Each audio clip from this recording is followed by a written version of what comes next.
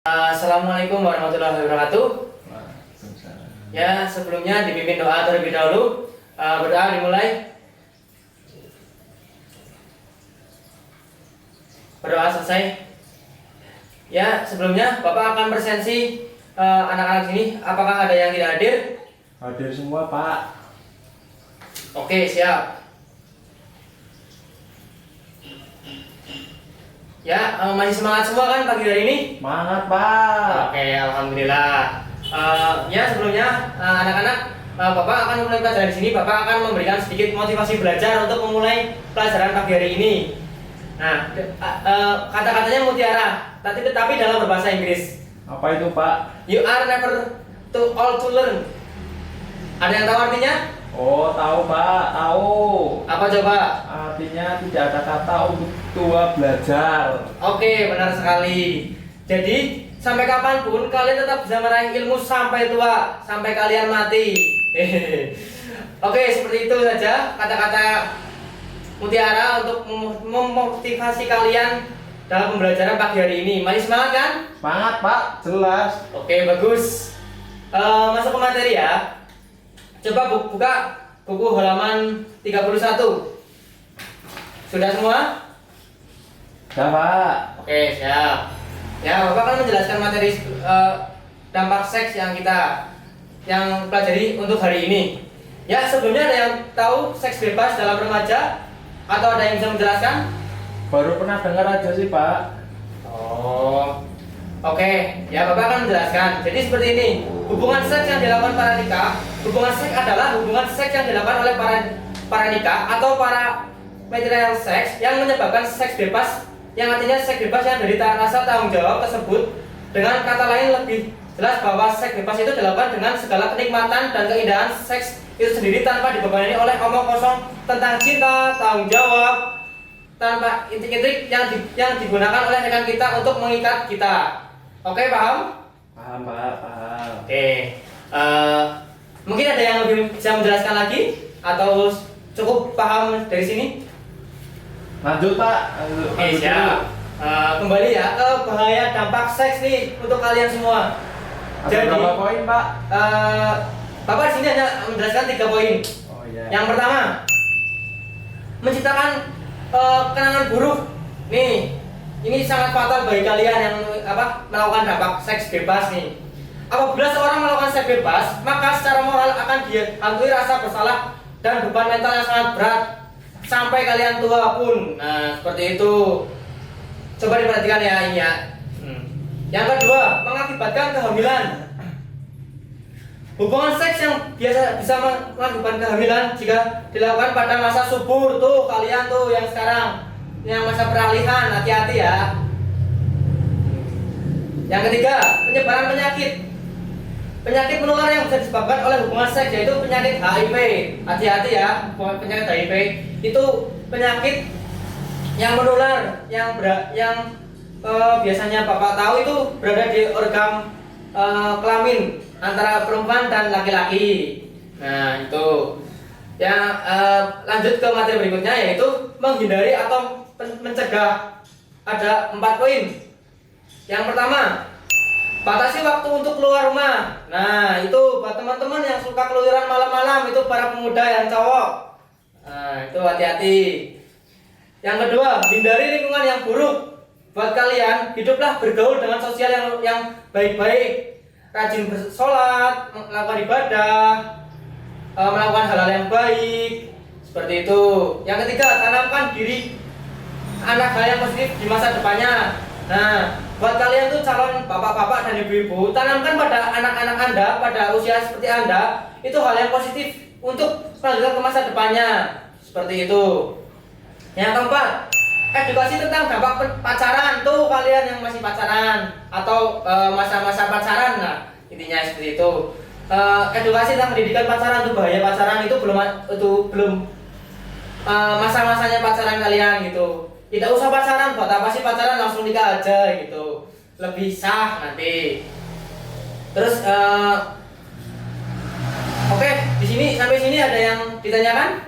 Saya, Pak, mau tanya, Pak. Oke, tanya apa? Pak, saya Tommy, absen 2, ingin bertanya. Oke, siap, saya Kenapa catat. ada orang dewasa atau remaja sudah menikah atau belum melakukan hal berciuman, Pak? Oke, bagus sekali pertanyaannya. Nih, perhatikan semuanya. Jadi, untuk menunjukkan rasa sayang antara mereka, keduanya yang melakukan ciuman, dan kita hidup di mayoritas muslim, maka itu hanya boleh dilakukan oleh orang yang sudah menikah. Nah, kita kan hidup di Indonesia, tidak usah mengikuti budaya-budaya luar. Nah, kita juga mayoritas muslim semua di Indonesia. Jadi, yang hanya boleh dilakukan itu hanya orang yang sudah menikah, dan yang masih pacaran itu dilarang, itu dosa hukumnya. Oke, ada pertanyaan lagi? Pak, saya mau bertanya. Oke, siap. Siapa itu? Saya Bagus, absen 3. Oke, siap. Bagaimana agar anak terbuka kepada orang tua soal seks, Pak? Oke, bagus. Jadi, untuk orang tua, intinya komunikasi tidak tiba-tiba bisa lancar begitu saja, apalagi untuk topik sensitif. Jadi hal yang penting bagi orang tua untuk membangun pola komunikasi yang baik dengan anak sejak awal sedini mungkin untuk topik-topik yang lebih umum. Jadi sering-seringlah kalian menjaga komunikasi dengan orang tua, sharing tentang masalah pribadi atau masalah untuk masa kedepannya. Seperti itu. Iya, Pak. Oke, siap. Ada pertanyaan lagi? Cukup, Pak. Oke, cukup. Hari ini mungkin udah dibagi kelompok kan? Atau mau dibagi sesuai absen? Oke, sesuai absen ya. Hari ini mungkin kalian diskusi tentang dampak seks, tentang materi hari ini. Nanti kalian perwakilan tiap kelompok memaparkan hasil diskusinya. Pak, saya akan memaparkan nih. Saya perwakilan kelompok. Jadi dampak seks itu hubungan seks yang dilakukan para nikah atau para pacar seks yang menyebutkan seks bebas, yang artinya seks bebas dari rasa tanggung jawab tersebut, atau dengan kata lain yang lebih jelas bahwa seks bebas itu dilakukan dengan segala kenikmatan dan keindahan seks. Jadi seks bebas itu dilakukan oleh orang-orang yang kena kerasukan setan, Pak. Jadi kadang itu di luar nalar sih, karena dia terbawa nafsu seperti itu, Pak. Oke, bagus. Jadi bahaya seks dan dampak seks, Pak, menjadi hal buruk bagi kita ke depannya. Yang kedua, bisa berdampak buruk. Jadi pernikahan dini, Pak, seperti hamil di muda gitu, Pak, menyebabkan kehamilan di belum waktunya seperti itu, Pak. Terus menyebabkan penyakit, Pak, HIV tadi yang Bapak jelaskan. Oke. Terus menghindari pencegahannya yaitu rajin sholat, rajin menurut ilmu seperti agama, Pak. Jadi yang kedua, menghindari lingkungan yang buruk.